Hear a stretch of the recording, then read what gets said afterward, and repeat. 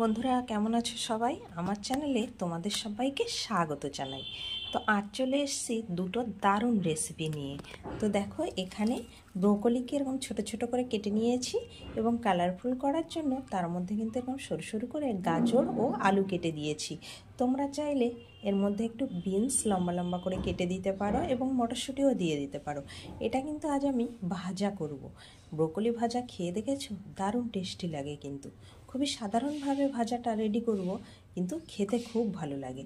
তো চলো দেখে নিই, এরপর দেখাবো আর একটা দারুণ রেসিপি। তো বন্ধুরা, আমার চ্যানেলে যদি নতুন বন্ধু হয়ে থাকো, চ্যানেলটি সাবস্ক্রাইব করে পাশে থাকার অনুরোধ রইল। তো দেখো বন্ধুরা, একটা কড়াই গ্যাসে বসিয়ে দিয়েছি। কড়াইটা গরম হলে সাদা তেল দিয়ে দিয়েছি। তেলটা একটু গরম হওয়ার জন্য অপেক্ষা করব। তেলটা গরম হয়ে গেলে এর মধ্যে দিয়ে দেব 1 চামচ কালো জিরা। এখন এর মধ্যে কেটে ধুয়ে নেওয়া সবজিগুলো দিয়ে দেব। তো দেখো এখন ভালো করে নেড়ে চেড়ে সবজিটা একটু ভালো করে মিশিয়ে নেব।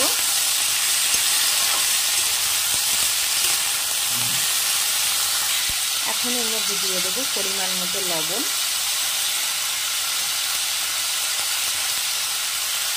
আর দিয়ে দেবো পরিমাণ মতো হলুদ।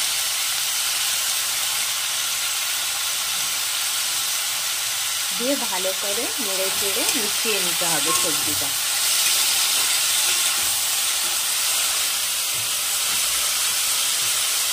আর দিয়ে দেবো 2 কাঁচা লঙ্কা। তোমরা যে যেমন ঝাল খেতে পছন্দ করো সেরকম পরিমাণে লঙ্কাটা দিয়ে দেবো। দিয়ে ভালো করে নেড়ে চেড়ে একটা ঢাকনা দিয়ে ঢেকে রান্নাটা করে নেব। গ্যাসের আঁচটা একদমই কমিয়ে দেবো। তো দেখো এইভাবে ঢাকনাটা মাঝে মাঝে খুলে আর ভালো করে নেড়ে চেড়ে দিতে হবে, না হলে কিন্তু পোড়া লেগে যাবে। ভালো করে মজিয়ে সুন্দর করে ভেজে নিতে হবে।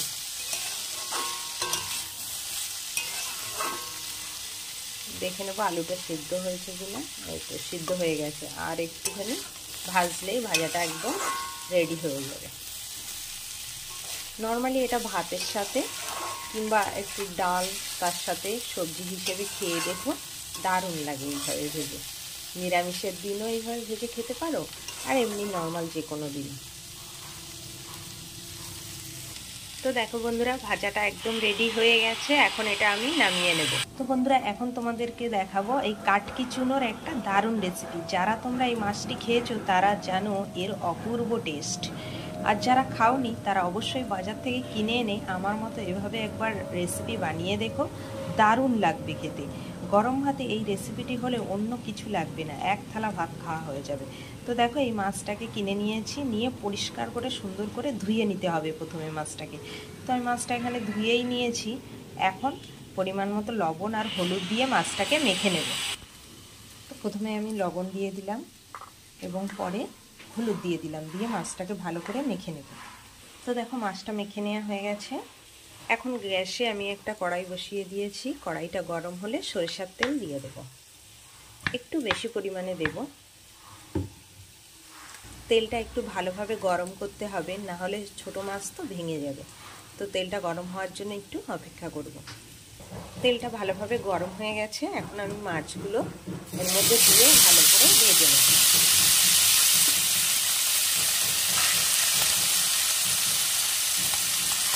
এখন খুন্তির সাহায্যে এভাবে দিয়ে দিতে হবে।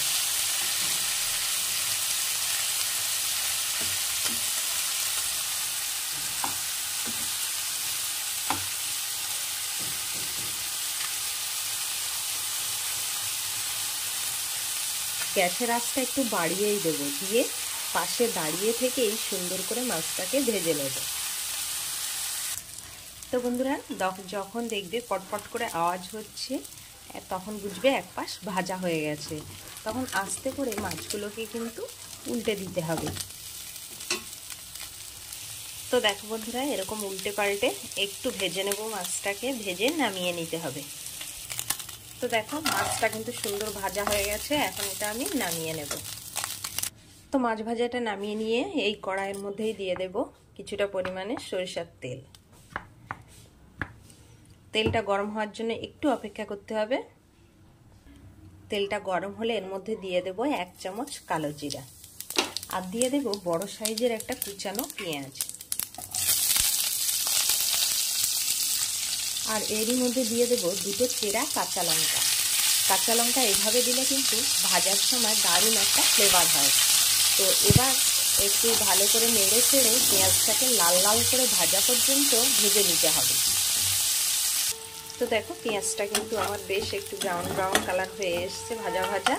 এখন এর মধ্যে দিয়ে দেব 1/2 চামচ রসুন বাটা আর বড় সাইজের একটা কুচানো টমেটো, আর 1/2 চামচ আদা বাটা দিয়ে ভালো করে আবারও মশলাটাকে কষিয়ে নিতে হবে।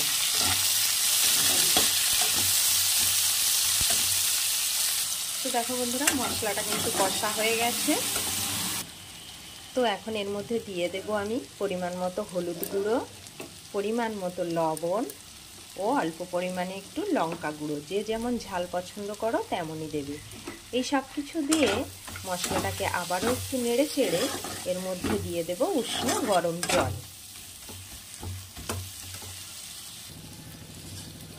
পরিমাণ বুঝে জল দিতে হবে, যেমন তোমরা গ্রেভিটা তৈরি করবে তেমনই।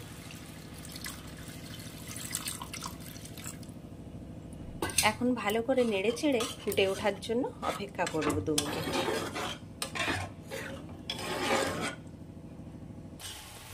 তো দেখো ঝোলটা সুন্দর ফুটে উঠেছে। এখন ভেজে রাখা মাছগুলোর মধ্যে দিয়ে দেব, দিয়ে নেড়ে চেড়ে 2 মিনিট রান্না করে নেব।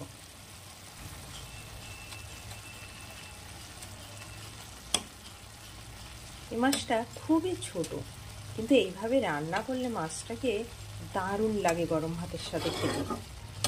আর এটা কিন্তু চুনো মাছ আমাদের চোখের জন্য খুবই উপকারী। তো চলো 2 মিনিট পর দেখাচ্ছি কেমন হয়েছে।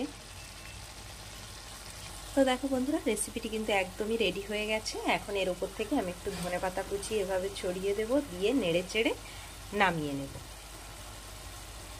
তাহলেই রেডি হয়ে যাবে কাটকি চুনোর ঝাল। তো বন্ধুরা, রেসিপিটি ভালো লাগলে অবশ্যই লাইক, কমেন্ট ও শেয়ার করে আমার সাথে থেকো।